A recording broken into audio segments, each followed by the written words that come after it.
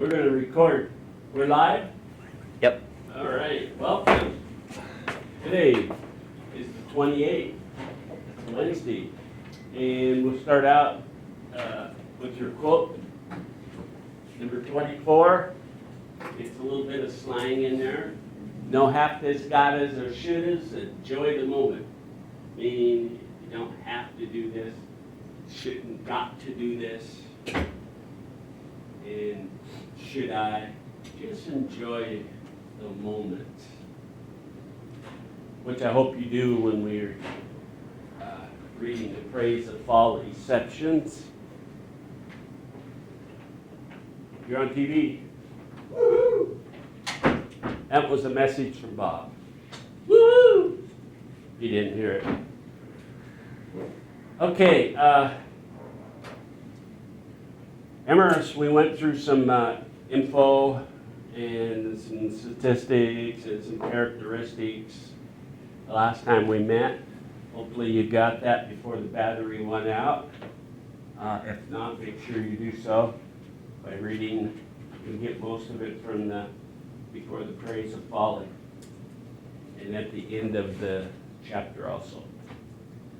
Okay, I'm going to read you some sections, and hopefully will help the people that are in the video land, and the students here in person will be asked the difficult questions. Yeah, right.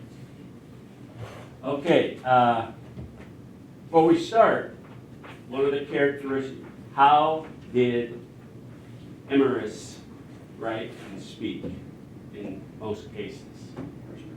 First person. So keep that in mind.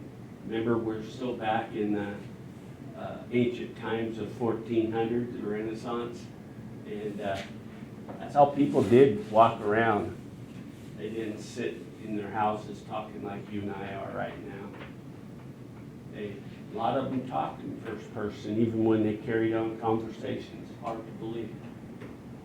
But when you're taught something, you tend to follow with that and then add your own little flavor to it.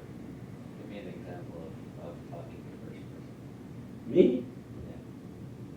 Yeah. That's Pauline. I don't know. All I know is slang. I don't gotta do it. I don't know how. Do you? Think you can? Well, then we'll let the Praise of Folly do it for us. Okay, if you want to follow along, I'm going to be skipping around. I'm going to start, though, on page 220, just so there's a starting. An orientate is spoken by folly. Another thing, what do you think folly is when you take this out of just, we're having a folly good time. Foolish, kind of like reckless. Reckless, foolish, full of parables. Okay. I associate it with my age to some of the rap songs. They're not spoken in ink, but rhyme, chanter. Some of it very nasty, some of it very, very good, pointed just like any other thing. But that's how I would interpret it as an old person trying to understand some of it, although I can pick up on it a little bit. Okay, at what rate soever the world talks of me, right? For I am not ignorant, and what I'm ill report, folly has got, even among the most foolish. Yet that I am that only she, whose deity recreates both gods, remember little g's, and men, even this is a sufficient argument that I no sooner stepped up to speak to this full assembly than all your faces put on a kind of new and unwonted pleasantness. Wow. So suddenly have you cleared your brows with no frolic, and hearty laughter given me your applause. That in truth, as many as yous I behold on every side of me seem to me no less than Homer's gods, drunk with nectar. So the way we act, and the way we present ourselves, sometimes in a foolish way. Now that's not what the whole thing is about.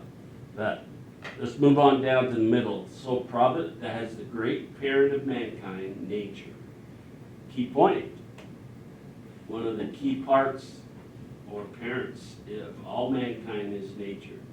In that there should not be anything without its mixture, and if it were, seasoning of folly.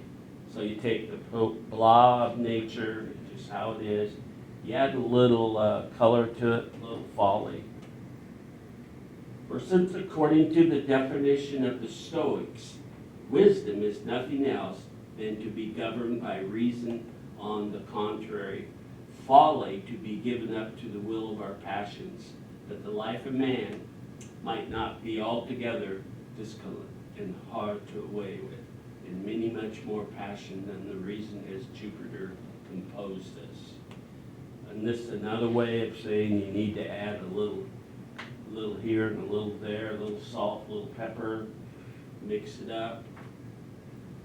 And not everything in the world is just clear-cut, stoic. And this is the way. So enjoy it. It's kind of like the quote. Okay, down to bottom, we're going to skip. But perhaps there are some that neglect this way of pleasure and rest, satisfied the enjoyment of their friends, calling friendship the most desirable of all things. It is important, but I don't think it is most necessary than either air, fire, or water. You know anybody like that? They put certain, don't think of just friends. Think of, they put something in front of everything else. Take our Christian beliefs out of there. Some people believe having a big house is the thing, or a big salary. So you can interject all kinds of little things. Calling friendship the most desirable of all things, more necessary than either air, fire, or water, so that he shall take it out of the world, had its good put out, the sun.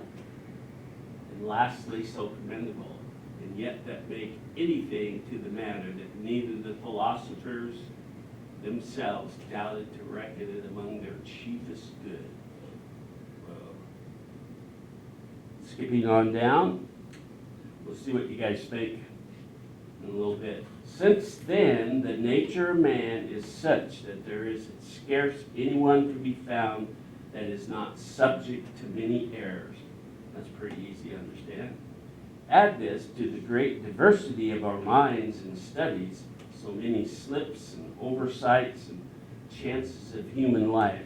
How is it possible there should be any true friendship between those artists so much of 1 hour, where it is not for the which the Greeks excellently called hedonism? And you may render it a folly or a good nature. Choose your weather. Choose one or the other, in other words. But what? It's not the author and the parent of all our love that Cupid is. And it goes into marriage and divorce.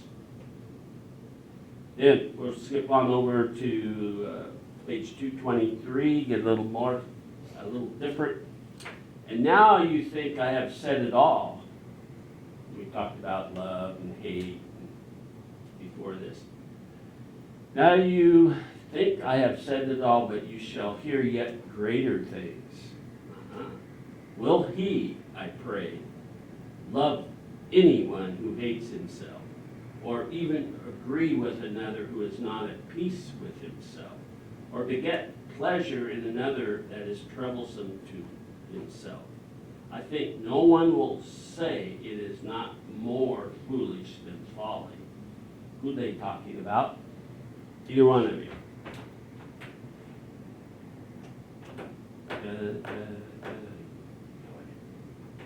Take a wild guess. And now you think what everything I've said so far, I'm paraphrasing, and yet there is a greater thing. Will he, I pray, love anyone that hates himself? Or even agree with another who is not in peace with himself? Or beget pleasure in another troublesome way of another? Think about that first part. Will he, I pray, love anyone and everyone? It's a director of God. It helped you get that out. Okay, then he goes on down below, talks about nature again, and guess where he got, nature being one of the key, which philosopher was talking about.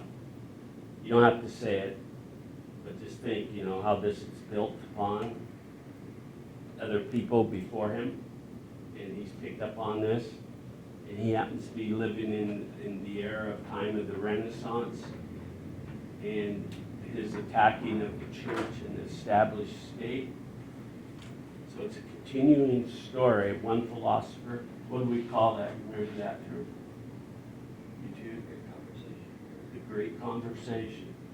So the stuff that you've told me, I will tell somebody down the road. Let's reverse it. I'm the grandpa. I tell my grandson, who tells his sister, who tells her friend. So the great conversation continues regardless of what it is what he's saying. It can be all God-oriented, which he tries to tell people a little later. But when you do this, you got to have a little folly in there. You got to have a little smile in your story. That word stoic comes into my mind all the time. Enjoy it. Okay, I'm going to skip a whole bunch because we're limited on time. I want to skip all the way over to another point. This is on page 230. This is when he actually is attacking the church a little bit. And remember, speaking in first person, how I've read this already, you can kind of tell how hard it is to understand. Even though you lived in this era, you understand this type of speaking and writing. But you guys are maybe not as confused as I am, but we're not used to that. And certain people in society back then weren't either. They were too uppity up, and they were too high in their ways to take the time to understand what I was saying about you. Unless you slap beside it again. Okay, here we go. Another portion. And we'll just jump right into it. What page? 230. Towards the top.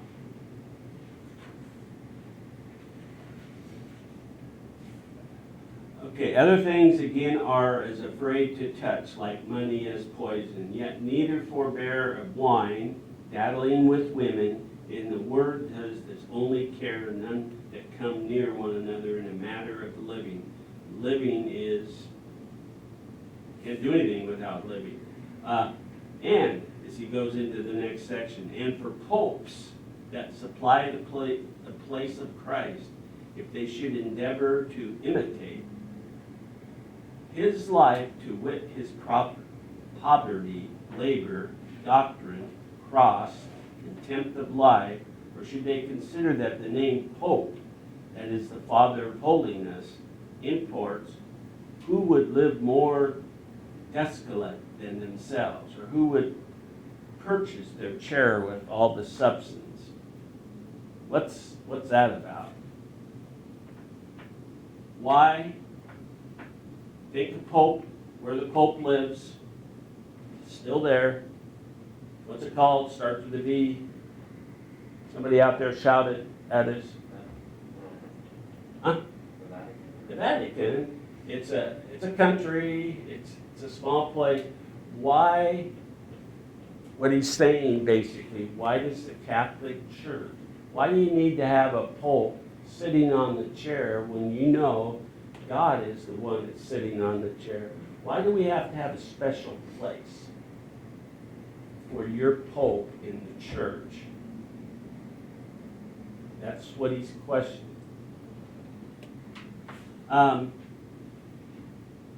So great a prophet would the access of wisdom deprive of him. Wisdom, did I say? Nah. The least corn of that salt which Christ speaks of. So much wealth. Talking about the Vatican again, all that gold and shimmery. So much wealth, so much honor, so much riches, so much victories, so many offices. I know you guys probably never visit there. I've only visited on video. So many deceptions, and yet so much tribute, and so many pardons, horses, mules, man, he's going through it all. Guards, and much pleasure would it lose them. You see how much I have comprehended in a little, instead of which I have brought into my watching, and then it goes into another tyrant of personal things. So he says, he's saying this is all foolish. This is a waste of money. You know, you don't need that. Later on, by the way, in the other parts of the folly, he tries to say what you guys, meaning all of us, should be doing instead. And this is why I think Luther, he took his writings and it went in another direction and broke from the Catholic Church. And then we had other people break away for that same reason. Okay, move over another page. Now he's going to make fun of folly of the church and the bloody wars and how it was founded and how Christ was founded on the cross. Down towards the bottom of 231. Nay, further, whereas the church of Christ was founded in blood, confirmed by blood, augmented by blood, now as if Christ, who after his wonted manner defends his people, were lost, they govern all by the sword. Whereas war is so savage a thing that it rather befits beasts than men, so outrageous that the very poets it came from, the fury so pestilent, and it corrupts all men's manners, so unjust that it has been executed by the worst of men, so wicked that it has no agreement with Christ. And yet, omitting all others, they make this their only business. What do you think that means? Quickly.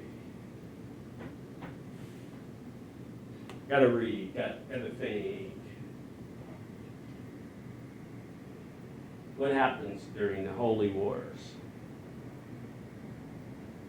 Was it really about one church over the other? Okay, if you had a bunch of stuff and someone's going to take it away from you, what would you probably do? Stuff could mean many things, but what would you do? What's your most prized possessions? What do you like, besides honoring God and going to school and listening to me? What do you really prize? What do you really like to do? Like materialistic. Good and loud. What? Materialistic things? It could be materialistic. I know you enjoy going on hikes, or you have material stuff that you really like. I don't know what that is. But what if someone come along and said, no, I'm taking that, it's mine, or what would you do this instinctively, probably? Got a sister or brother, let's say you're married, you got kids, they're going to take the kid, what would you do? That's the point of the holy wars. I want what I want, and you're not going to have the same thing, I'm going to have more of it. And so, if you go back, what was said briefly, there's more to it than this. You know, we fought and killed each over Christianity and how it should be taught, read, written, and projected to future generations. Who wins out? What do you think God thought when he saw mankind, Christian mankind, fighting over? And then you take a non-believer and say, hey, you guys even killed yourselves. That's the point of this part of the folly. And that, you know, it's covering a lot. All right, I'm still confused, I know. But this is part of growing and learning. Okay, I'm going to skip almost to the end, which actually it is. Bottom of page 232, and then the ending of this translation, 233. Skips, or we're skipping, one more comment about the holy, what I call the holy wars, is that Christians end up owing each other something over these battles, and to break away. And Emrys and Martin Luther, comes in, he's born about 10 years after this. He dies about 10 years after Emrys dies, by the way, but carries on the folly, so to speak. In the like manner, the common people are put over to those who call themselves the non-part of the church, or that they vow in baptism has lost its obligation. That's a little bold statement about, I'm assuming you've both been baptized like me. And there's a purpose of the baptism, but some Christian believe you cannot go to heaven if you're not baptized. Have you heard that before? And if you haven't done this, if you haven't done this, if you haven't done certain deeds, but man, if you don't believe in communion and being baptized and those things, you can't get to heaven. There are people that believe that, especially back here. Okay, again, the priests that call themselves secular and were initiated to the world, you know, to put this out to the world, not to Christ, lay the burden on the regulars. The regulars meaning the common folks. Okay, the regulars on the monks, and the monks have more liberty and have less than all of them. The merchants, and they go on and on and on. He just goes through the line of workers and common folks. Then we'll finish. But I forget myself and run beyond my bounds. This is almost to the bottom. Though yet, if I shall seem to have spoken anything more boldly or impertinent than I ought, be pleased to consider that not only a folly, but a woman said it, remembering in the meantime the Greek proverb, sometimes a fool may speak a word in a season. Okay, a season is fall, winter, spring, summer. In each season, we tend to look for spring to renew ourselves, to re-energize ourselves. Keep that in mind. But give me leave to tell you, you are mistaken if you think I remember anything of what I have said, having foolishly bolted out with such hodgepodge of words. 'Tis an old proverb. Sorry, I had to forget there. I hate one that remembers what's done over the cup. Have you ever read that proverb? I hate one that remembers what's done over the cup. In the name of the cup, drink from the cup. Think about it. I'm just about done. I'll read the last sentence. This is a new one of my own making. I think, this is what he thinks. I hate a man that remembers what he hears. Wherefore, farewell, clap your hands, live and drink lustily, my most excellent disciples of folly. Does he mean Drink to be drunk? No. Drink to be informed. Drink to be wise. Might be a little drinking in there, but not technically. It's just another metaphor of drink it in, drink it in. Like that Dutch Bros coffee. Drink it in and you'll feel better. Okay. There's sections of the folly right there. We haven't even talked about Pauline, but there was a hint to Pauline in the middle of all that.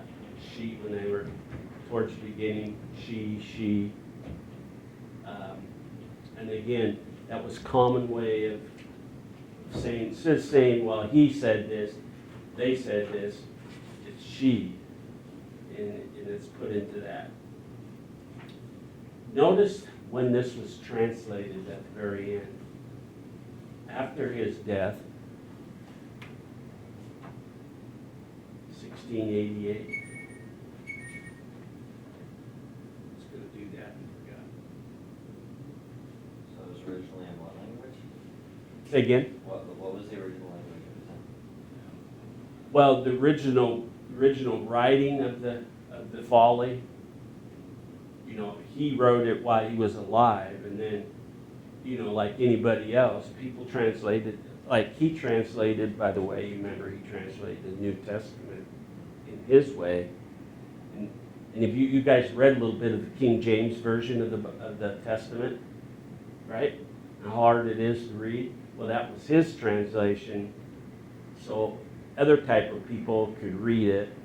They had trouble reading the other interpretation. You worked on the King James? Was that the version? Yeah, he's the one that, actually that's one of his several things he contributed, was the rewriting of the Testament. And it was called something else, I forgot right now, sorry. And later we called it the King James Version of the Bible. But people that translate, you know, you lose a little bit. Each new translation, so this is why a lot of times the translations will stop and they'll just stay with it. One thing I noticed in the Bible that I have, the newest one that my wife bought for me, has a lot of subtitle picture, has pictures, but it has down at the bottom of the interpretations by somebody of what this means, which helps me understand it in today's common language. You know, I enjoy something what I just read to you. I kind of like that because I like to, but I wouldn't spend the whole day doing it. But I would do it to help you to understand how hard it could be, and yet how easy it was for those folks back in the 1400s. It's like anything else we brought to New America. You know, when we discovered New America in the 1600s. We're just about to that point, aren't we? Where this information is, you know, the new world is discovered and stuff. Okay, I'm going to stop there, and I will. I want to read one more thing. I forgot. The very last page, 236 on the other. I just want to read it. Though. It's right at the very end, the last paragraph.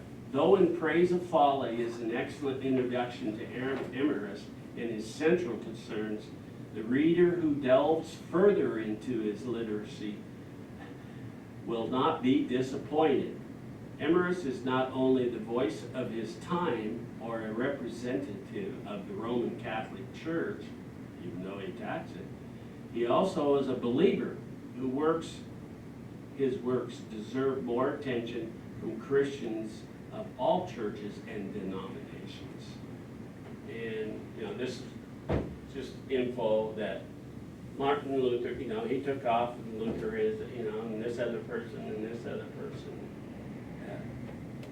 This is even before the time of Mormons, John Smith, how he got his interpretation after he came to New America because he was being persecuted in Europe. It's a whole nother story. Okay, we are done. I hope that helped some of you out there to interpret. There will be some questions later. I will also post on Populi, must pay attention, it will be your midterm. And the midterm will be in the form of a written paper with some interpretation of somebody or something from somebody. And you will see what that will be with your name. When will that be due? Say again? When will that be due?